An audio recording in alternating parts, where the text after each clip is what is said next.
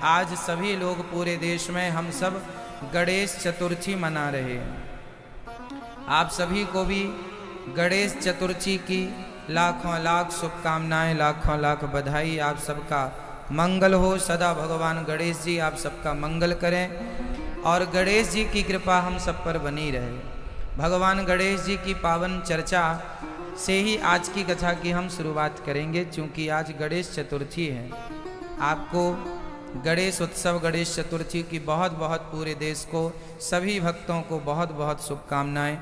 आइए गणेश जी से कुछ सीखते हैं। गणेश चतुर्थी के दिन पहला तो मैं आपको निवेदन कर दूं, आज के दिन का चंद्रमा नहीं देखा जाता। आज के दिन का चंद्रमा नहीं देखा जाता। यदि आप देख लें तो क्या करना चाहिए? पहली बात तो ये समझो कि क्यों नहीं देखा जाता। एक बार गणेश जी शंकर जी के यहाँ जा रहे थे, तो गणेश जी का वाहन चूहा है। वाहन चूहा क्यों है, अभी हम इस पर बात करेंगे। गणेश जी चूहे पर क्यों बैठते हैं, तमाम संदर्भों पर चर्चा होगी। गणेश जी जा रहे थे तो चूहा पर बैठे गणेश जी लुढ़क गए, तो पीछे चंद्रमा खड़ा था, हंसने लगा। हंसते हुए चंद्रमा को देखकर गणेश जी ने श्राप दे दिया, अरे मूर्ख, मुझे देखकर हंसता है, जा तू कलंकित हो जा। चरणों में गिर पड़ा, महाराज क्षमा करो।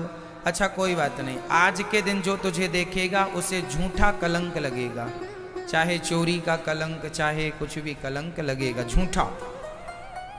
आज के दिन अर्थात वो गणेश चतुर्थी के दिन गणेश जी के चांद को, उस चांद को नहीं देखा जाता। ये बात रामचरितमानस में स्पष्ट है। जो आपन चाहे कल्याणा, सुजस सुमति शुभ गति सुख नाना, सो पर नार लीलार गोसाई, तजाऊं चौथ के चंद्र की नाई। जो अपना कल्याण चाहता है वो पर पुरुष पर नारी को ऐसे ही त्याग दे जैसे गणेश चतुर्थी की चंद्रमा को त्याग दिया जाता है। अब प्रश्न ये खड़ा हुआ कि यदि हम धोखे से देख लें तो क्या होगा? तो गणेश चतुर्थी की चंद्रमा को यदि आप देख लें तो एक जरा सा पत्थर उठाइए और चंद्रमा की तरफ ऐसे फेंक दीजिए, तो आपको उस दोष से निवृत्ति हो जाएगी, दोष समाप्त हो जाएगा। पहला, यदि आपने देख लिया है और पत्थर भी नहीं फेंका, तो भगवान श्री कृष्ण के दूसरे और तीसरे विवाह की कथा श्रवण कर लेने से गणेश चतुर्थी के चांद को देखने का जो पाप लगता है उससे निवृत्ति हो जाती है, व्यक्ति निवृत्त हो जाता है। ये तो रही आज की विशेष बात। अब हम ये समझ लें, थोड़ा मॉनिटर थोड़ा तेज कर दो बेटा। तो आज ये और समझ लें कि गणेश जी से हमें क्या शिक्षा मिलती है। गणेश जी कौन है, गणेश जी किसके पुत्र हैं, गणेश जी किसके अवतार हैं, क्यों अवतार लिया।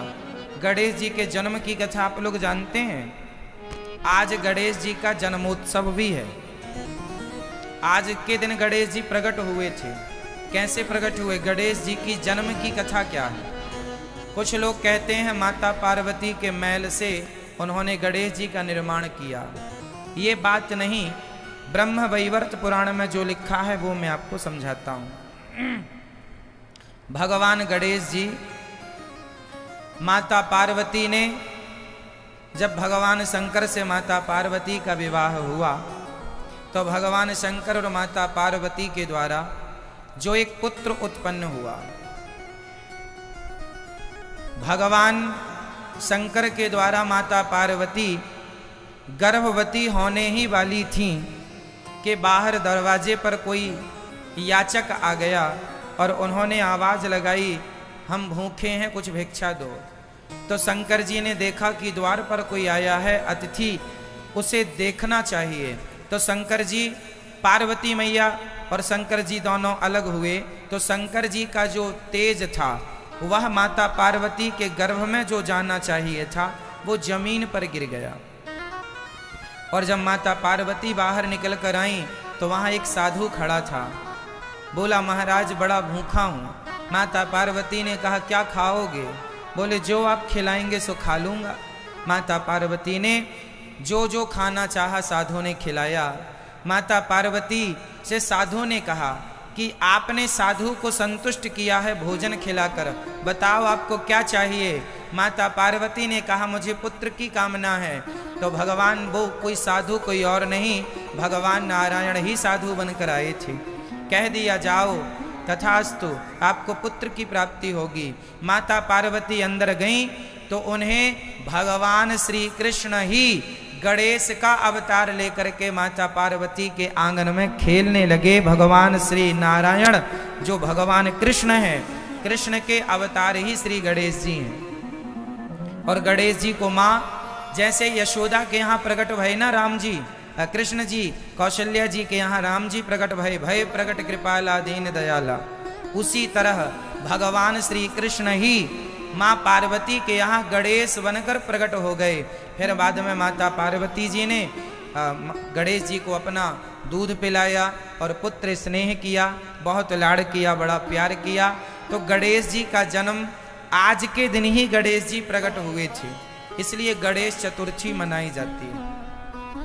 और गणेश जी साक्षात भगवान श्री कृष्ण के अवतार हैं, शिव पार्वती के पुत्र हैं। ये ब्रह्म वैवर्त पुराण के अनुसार मैंने कथा सुनाई है। अब जो शंकर जी का तेज गिर गया, जो माता पार्वती के गर्भ में जाना चाहिए था, उस तेज को पृथ्वी पर गिरा तो पृथ्वी सहन ना कर पाई। फिर पृथ्वी ने अग्नि को वो तेज दे दिया, अग्नि ने जाकर के जल को वो तेज दे दिया। और नदी में स्नान कर रही थी सप्तर्षियों की पत्नी, तो उनमें से 6 पत्नियों ने देखा कि उस तेज जल में कोई एक सुंदर सा बालक बहता हुआ जा रहा था। तो 6 ने देखा कि काश ऐसा बेटा मेरा होता। तो 6 मुख हो जाने से उनका नाम पड़ा कार्तिकेय जी। तो कार्तिकेय जी की भी कथा ऐसी ही है। तो कार्तिकेय जी को 6 माताओं ने दूध पिलाया, जिससे उनके 6 मुख हुए। और फिर उन्होंने बाद में आकर के अपना शिवलोक ग्रहण किया और शिव पार्वती के 2 पुत्र हो गए, गणेश जी और श्री कार्तिकेय जी। तो ये कथा बड़ी लंबी है, हमने सूक्ष्म रूप में आपको सुनाई। अब गणेश जी के अंग का मैं वर्णन करता हूं। गणेश जी चूहे पर क्यों बैठे हैं? बताइए, गणेश जी का वाहन चूहा क्यों है? क्या कारण है? एक बहुत बड़ा कारण है। गणेश जी का वाहन चूहा इसलिए है क्योंकि गणेश जी हैं बुद्धि के देवता। गणेश जी कौन है? बुद्धि के देवता। और चूहा कौन है? तर्क का प्रतीक। चूहा जो है हमेशा कुतरता ही रहता है, कहीं भी शांत नहीं बैठता, जो मिलेगा कुतर देगा। तो जो चूहा है वो है तर्क। चूहा को तर्क का प्रतीक माना है और गणेश जी को बुद्धि का प्रतीक माना है। तो बुद्धि अर्थात गणेश जी किस पर सवार हैं? चूहे पर अर्थात तर्क पर। बुद्धि हमेशा तर्क पर ही सवार होती है, इसलिए गणेश जी चूहे पर सवार हैं। यदि आप पढ़े हैं सब्जेक्ट को कि तर्क जरूरी है, तर्क शास्त्र होता है हमारे यहाँ, तर्क संग्रह होता है हमारे यहाँ, एक सिद्धांत पढ़ाया जाता है तर्क शास्त्र। ये ऐसा है तो क्यों है? ये तर्क है। तर्क जानते हैं क्या होता है? जो बच्चा बहुत तर्क करता है वो बच्चा बहुत विद्वान होगा, बहुत आगे जाएगा। जिसके अंदर तर्क ही नहीं है उसकी बुद्धि विकसित नहीं होगी। आपने देखा होगा छोटे छोटे बच्चे तर्क बहुत करते हैं। ये ऐसा क्यों है, ऐसा है तो ऐसा क्यों है, ये तर्क होता है। तो तर्क से ज्ञान बढ़ता है, तर्क होना जरूरी है, कुतर्क नहीं होना चाहिए। तर्क तो हो, कुतर्क नहीं होना चाहिए। तो गणेश जी किस पर सवार हैं? जोर से बोलिए, गणेश जी किस पर सवार हैं? तर्क पर। गणेश जी बुद्धि है और चूहा तर्क है, तो बुद्धि किस पर सवार है? तर्क पर। हमेशा बुद्धि तर्क पर ही सवार होती है। अब आगे चलते हैं। गणेश जी के कान छोटे हैं कि बड़े हैं? जोर से। गणेश जी के कान छोटे हैं कि बड़े हैं? कैसे हैं? बड़े हैं। गणेश जी के कान कैसे हैं? बड़े हैं। बड़े कान क्यों हैं? गणेश जी के कान भी बड़े हैं और गणेश जी का पेट भी बड़ा है। क्या अर्थ है इससे? गणेश जी कहते हैं कि कान अपने बड़े ही रखा करो। बड़े कान का मतलब है ज्यादा से ज्यादा सुनने की शक्ति होनी चाहिए आपके अंदर। सबकी बातें सुन लें, सास की भी सुन लो, ससुर की भी सुन लो, पति की भी सुन लो, दुनिया की सुन लो। और गणेश जी का मुंह दिखाई नहीं पड़ता। सूंड है ना कि मुंह अंदर छिपा हुआ है। गणेश जी का मुंह दिखाई पड़ता है, हाथी का मुंह दिखाई नहीं पड़ता, मुंह अंदर होता है, सूंड के अंदर छिपा होता है। तो मुंह छिपा हुआ है, कान ओपन है। मतलब सिद्धांत ये है कि ज्यादा से ज्यादा सुनना है, कान चालू रखना है और मुंह गुप्त रखना है। बोलना बिल्कुल कम है। जो सुनता ज्यादा है, बोलता कम है, वो बहुत सुखी होता है। ज्यादा बोलने से झगड़ा हो जाता। इसलिए कम कम बोला करो, ज्यादा से ज्यादा सुना करो। अच्छा, गणेश जी का पेट बड़ा है। पेट बड़े होने का सिद्धांत ये है कि कुछ लोग होते हैं उन्हें बातें पचती नहीं, पर गणेश जी कहते हैं कि बातों को पचाना सीखिए। जैसे हमारी माताएं हैं, इन्हें बिल्कुल भी कोई बात नहीं पचती। घर की जरा सी बात हुई, पड़ोसन से बोल देंगी। गणेश जी से सीखो। अपने अपने घरन का दुख ना कहियो रोई, सुन इठले हैं लोग सब बांट न ले हैं कोई। अपने घर का दुख किसी से ना कहा करो। लोग रोते रोते सुनते हैं और हंस हंस करके बताते हैं सारी दुनिया से, अरे फलाने के घर ऐसा हो गया। इसलिए अपने घर का दुख किसी से ना कहा करो। गणेश जी कहते हैं पेट बड़ा रखो, पचाना सीखो बातों को। बातों को क्या करना सीखो? मैया जी क्या करना सीखो? हाँ, पचाना। इसलिए गणेश जी का पेट बड़ा है, बातों को पचा लिया करो, कहा ना करो। छोटी छोटी सी बातों में आप लोग गुस्सा हो जाते हैं। पचाया करो, सहन किया करो। अच्छा बताइए, रिश्तों को चलाने के लिए क्या जरूरी है? पैसा या सहनशीलता? क्या चाहिए? सहनशीलता। थोड़ा सहना पड़ेगा, थोड़ी बातें सुननी पड़ेंगी। कितना भी कोई कैसा भी हो, पर थोड़ी बहुत बातें तो पत्नी की, पति की सुननी ही पड़ती हैं। तो थोड़ा सुन लिया करो और पेट को बड़ा अर्थात पचाना सीखो। गणेश जी का एक सिद्धांत और है। गणेश जी को दूर्वा बड़ी पसंद है। गणेश जी को क्या चढ़ती है? दूबा, दूर्वा बोलते हैं, चढ़ती है ना। गणेश जी को दूबा क्यों पसंद है? दूर्वा क्यों पसंद है? दूर्वा का सिद्धांत, जो दूबा होती है ना, उसे पानी मिले ना मिले, धूप मिले ना मिले, वो हर हाल में हरी भरी रहती है।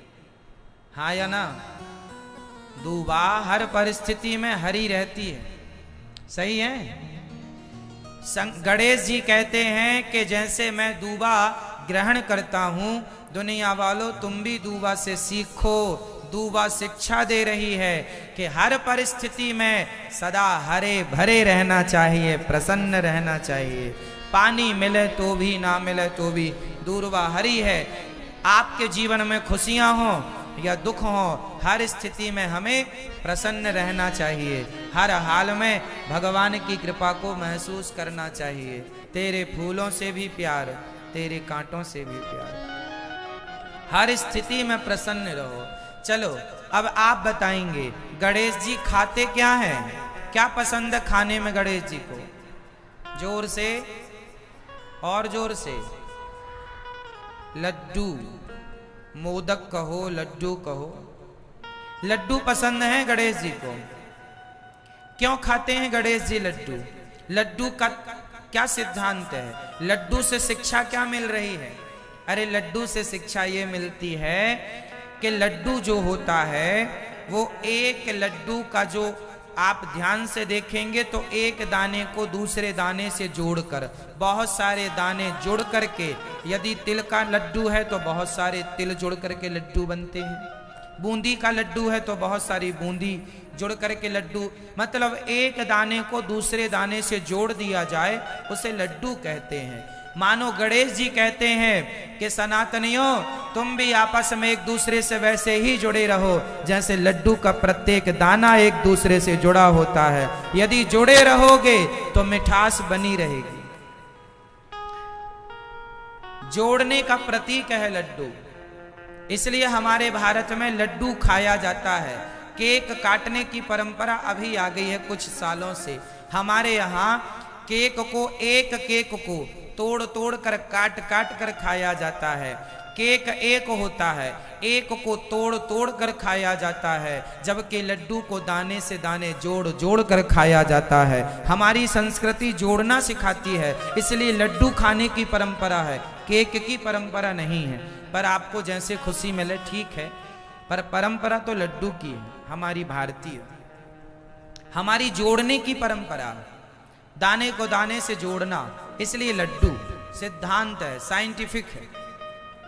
लड्डू मीठा होता है, आप भी जुड़े रहें एक दूसरे से, इसलिए हमारा धर्म जोड़ने का है, हमारी संस्कृति जोड़ने की है, हमारी संस्कृति तोड़ने की नहीं। उर्दू में कहते हैं तलाक, इंग्लिश में कहते हैं डिवोर्स। बताइए डिवोर्स का, तलाक का हिंदी क्या होता है? तलाक की हिंदी क्या हुई? डिवोर्स की हिंदी बताओ,